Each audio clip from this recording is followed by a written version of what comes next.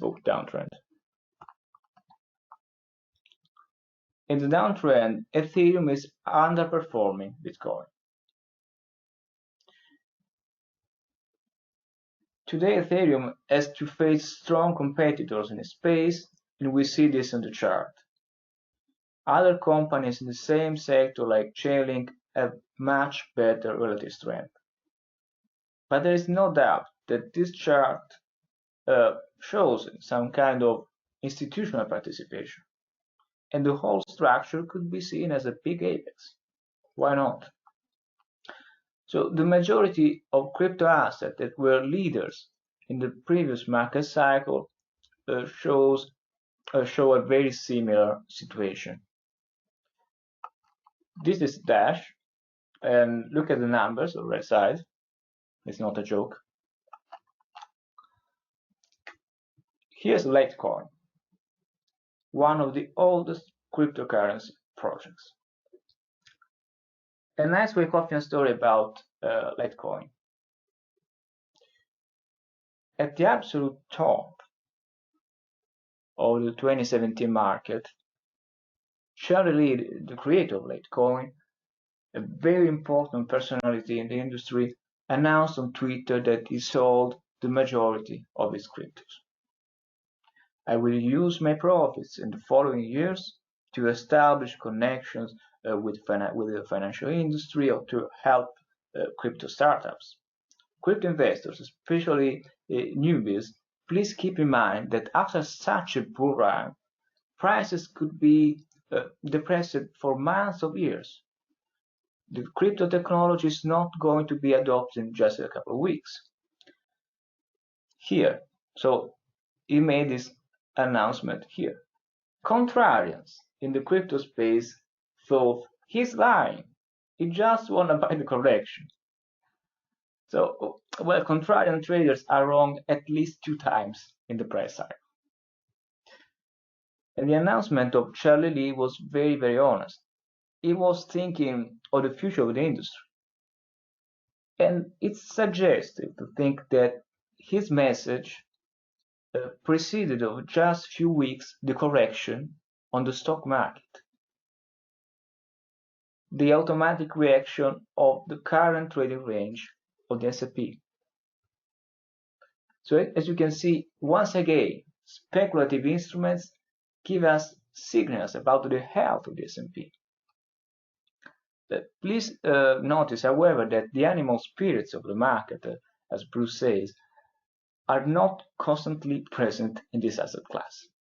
They can rotate from one asset class to another. For example, lately in the WD class, Bruce is showing several examples of speculation in metals. And this is a very fascinating topic because gold and dollar are competing assets. So let's come back to Litecoin here. Point 1, oversold condition. Point 2, quick momentum move. This is a very good rally, especially when you compare this to Bitcoin. Point 3, apex formation. So there is some kind of underperformance here.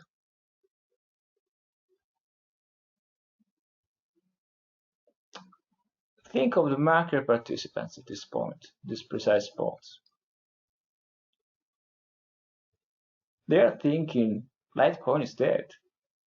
And if you are a swing trader, there is no doubt that in this period of low volatility, you should look for other cryptocurrencies that are moving fast.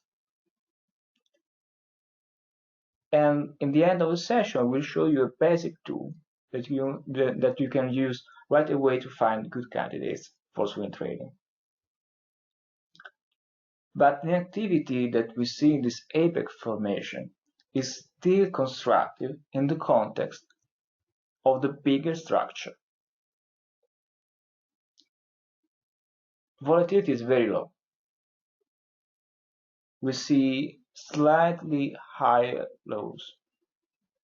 So give him or her a last chance to surprise you. Traders with experience in the stock market are used to see monster stocks that silently stay in the accumulation phase for years. And then, as money rotates in their sector, all of a sudden they wake up and just run. People look at the acceleration and think, that's too fast. That's climatic. No, it looks climatic.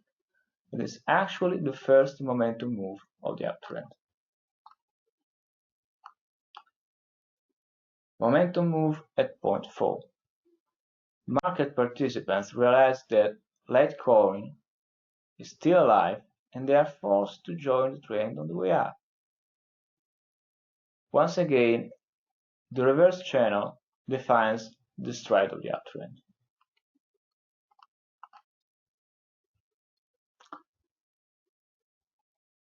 Now please at this black box.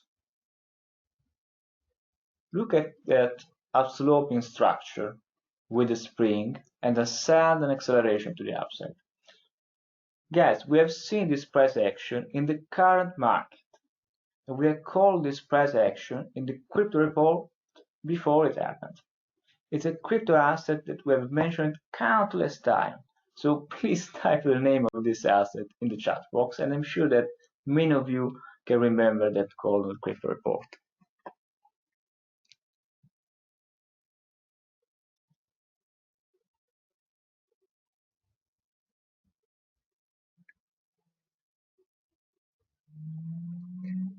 Tesla, you are moving too fast.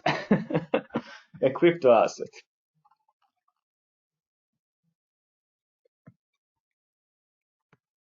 Chainlink. That's Chainlink. So look at, they are very, very, very similar. And this price action is indeed very similar to what we have seen in a lot of technology stocks in this period. But there is a very popular stock whose price action is almost identical to what we have seen in Chainlink. That's Tesla.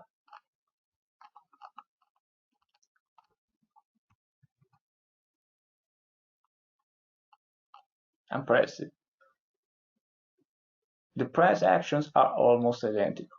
And in general, when I see the price action of Tesla, the way price moves, it reminds me a lot of cryptos.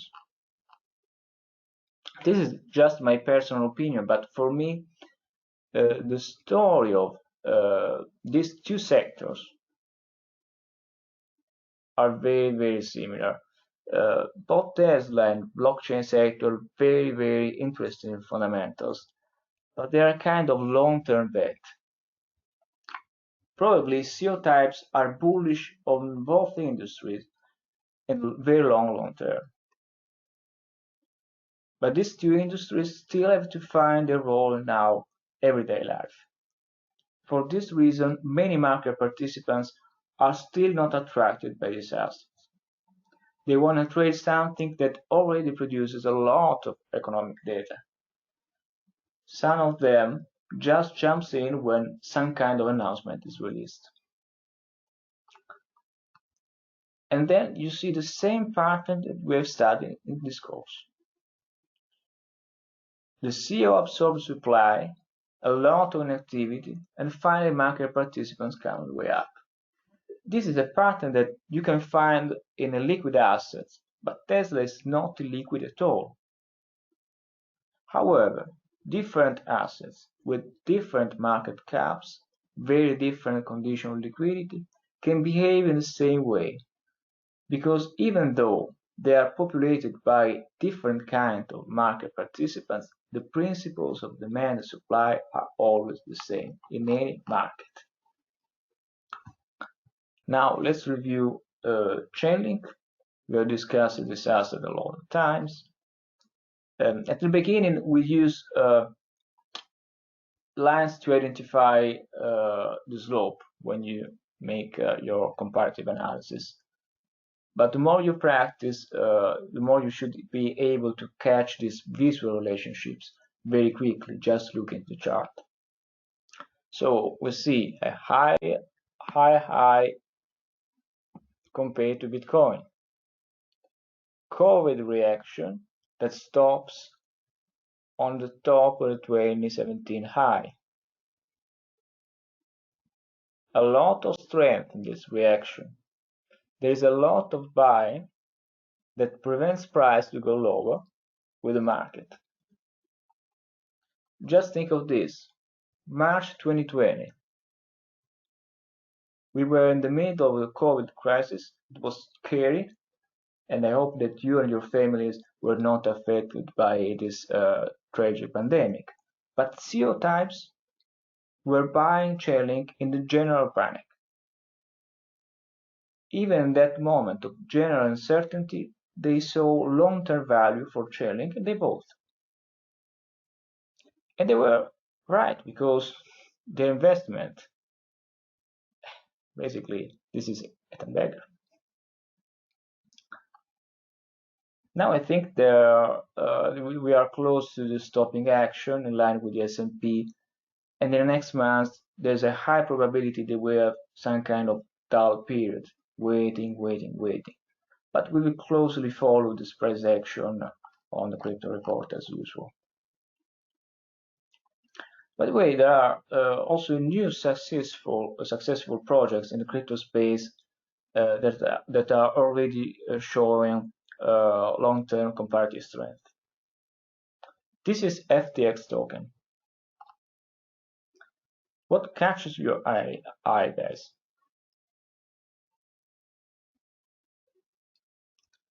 This is a classic SEO pattern. Buy on the way up, speculation, deep retracement. But then look at point 2. We see very low selling during the dramatic COVID reaction. High or low. Compare that to Bitcoin. And what the character of the reaction point 3, guys?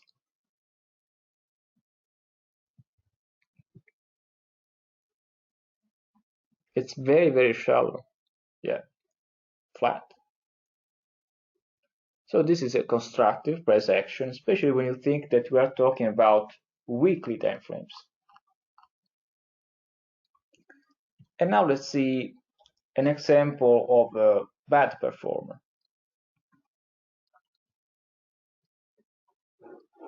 Look at the spot of the chart highlighted in pink. What's the name of this price action? Right here.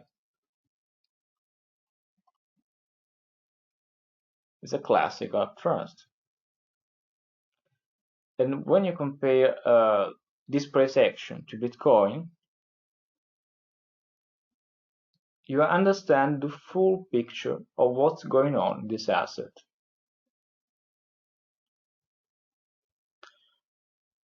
There's a lot of buying activity in the whole crypto market,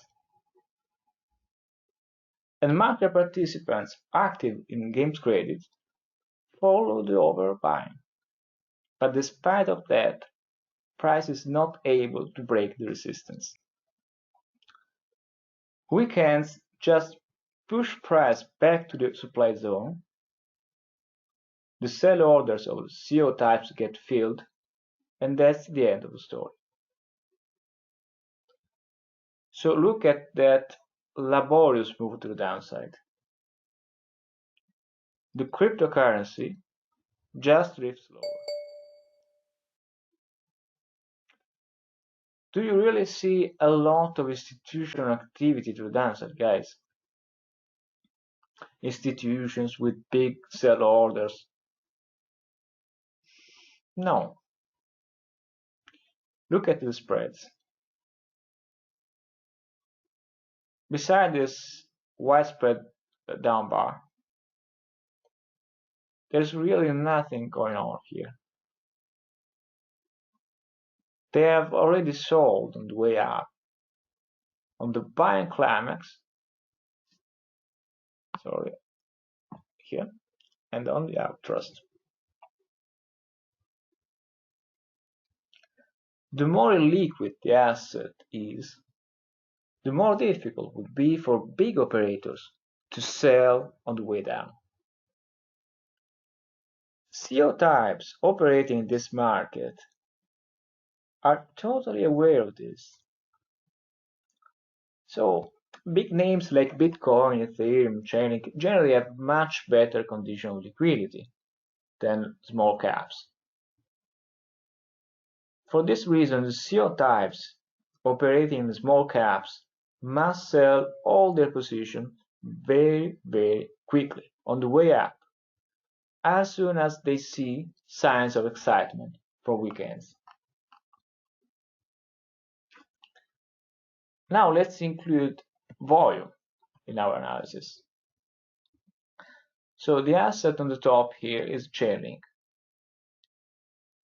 We have seen in our previous charts that value buyers love Chainlink. When you see an asset that has clear signs of comparative strength, even on weekly time frame, by definition, you know that value buyers are eager to buy that stock or that crypto whenever they see a correction. And this is an important one. Value buyers, not necessarily CO types. Value buyers are simply market participants that identify a value zone and wait for a correction. Think of this. I want to buy Amazon at a 20% discount.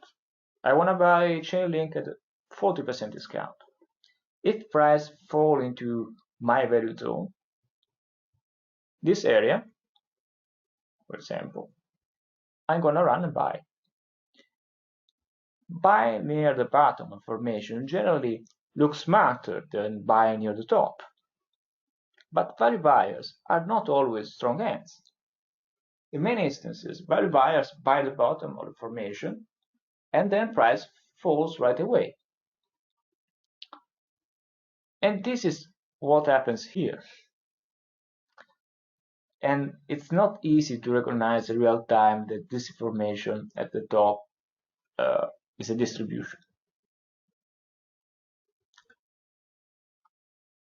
At the end of the range, we see a lot of volume and price stops here, high or low. So there's a lot of buying activity, no doubt. And this price action looks like a spring. But who is buying here? Strong hands or weak hands? Is this buying the systematic activity of strong hands that time by time have silently absorbed the supply throughout the range, and finally they took advantage of this increase of volatility to catch the last crypto on sale? Or this buying is just the temporary buying by weak hands?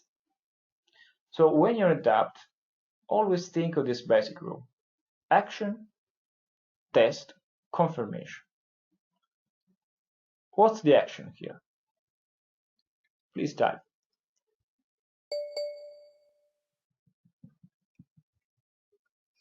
Yes, it's a spring. If you are on the bullish camp, it's a spring. What's the test of this action? Higher lows or lower volume. What's the confirmation? A breakout at the level of the test. So if you are a bull here, this is your plan.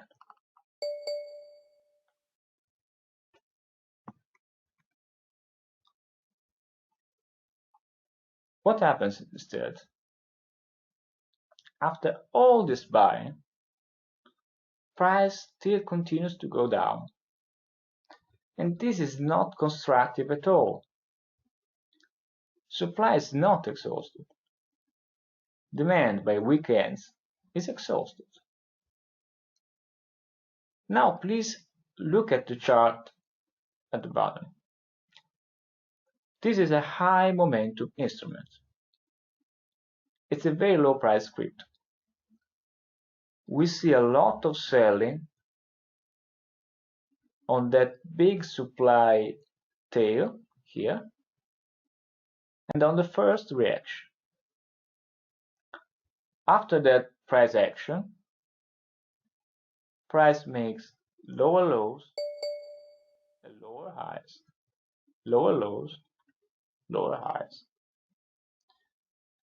But do you see a lot of selling on the reactions here, guys?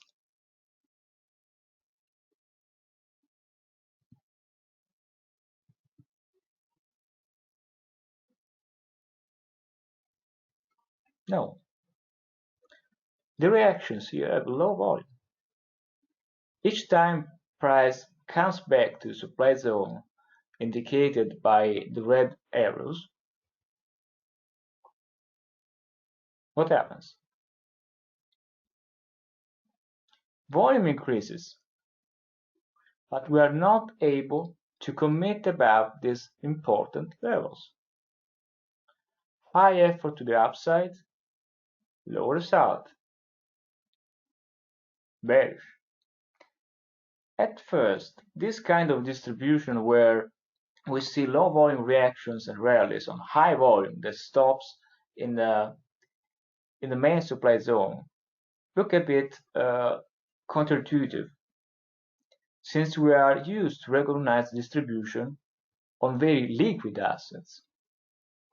So if you want to see a textbook example of classical distribution, just rewatch the end of the first session, where we have discussed the Bitcoin distribution in late 2017. But now we're exploring a low cap asset. And low caps are often populated by momentum traders and not by value buyers. Now please look at the volume signature of both assets. Follow the story. So at point 1, both assets have a meaningful correction. But after that correction, the volume signature are almost the reverse image of each other. When we see high volume on one chart, the other chart has a low volume, and vice versa. Why this happens, guys? All the crypto markets act in sync. Think of the market as a whole entity. In this case, when the market is in reactionary mode, value buyers step in and buy a Chainlink, while they stay inactive on crypto.com. While the price break to the downside on very low volume, ease of movement to the downside. When the market is in rally mode, weekends comes back and buy the weak asset, providing liquidity for another wave of selling. So both value buyers and momentum buyers can be weekends.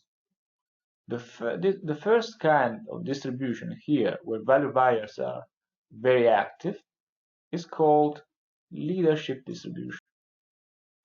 And sometimes it's tricky because it can be easily mistaken for a reaccumulation. While the second kind of consolidation, where DCO sell its crypto very quickly on the first down move and then just go away, is called TP formation. Now let's review this concept again step by step. So this is the result of consolidation. Chart A. The automatic reaction is quite small. The selling has not caused a significant damage in the structure. We just penetrate the support of the last significant up bar, and then we quickly come back. We do not see any distributional sign here for now. Chart B. speculation way up, urgent distribution, and then value buyers, not value buyers that we see here, but look at the volume. There is some minimal kind of value buying here. So even though this is a low cap, there's some kind of rotation from other assets. Maybe assets that are weaker than this cryptocurrency. So value buyers step in and buy the first reaction. Next step,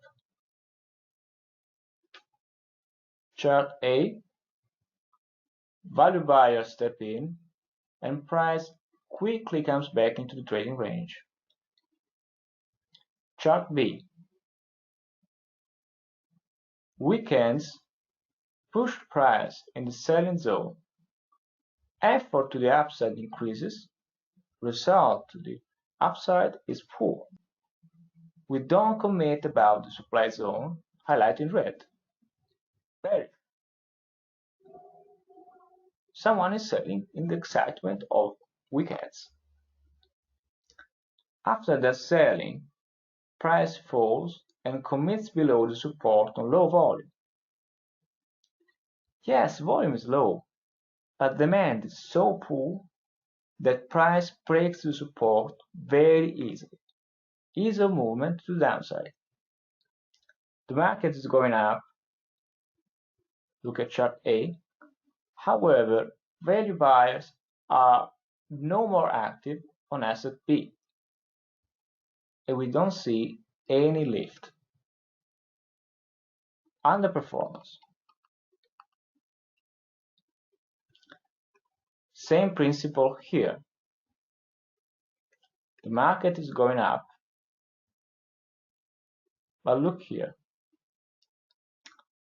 There's no demand whatsoever here. No one is selling now, and price just rallying into a lack of supply. So this rally will be short-lived for sure.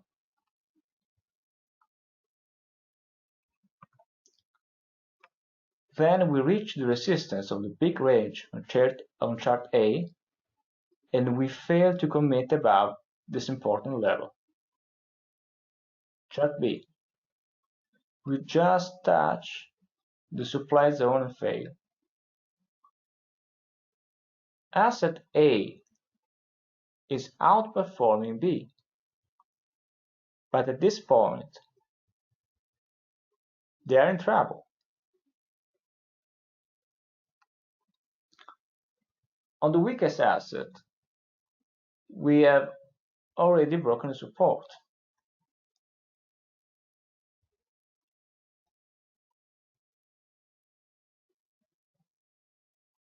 While the bearish, the weakness here is more hidden, just because the leadership of this asset generally attracts more weekends. So weekends buy, and the asset looks only apparently bullish.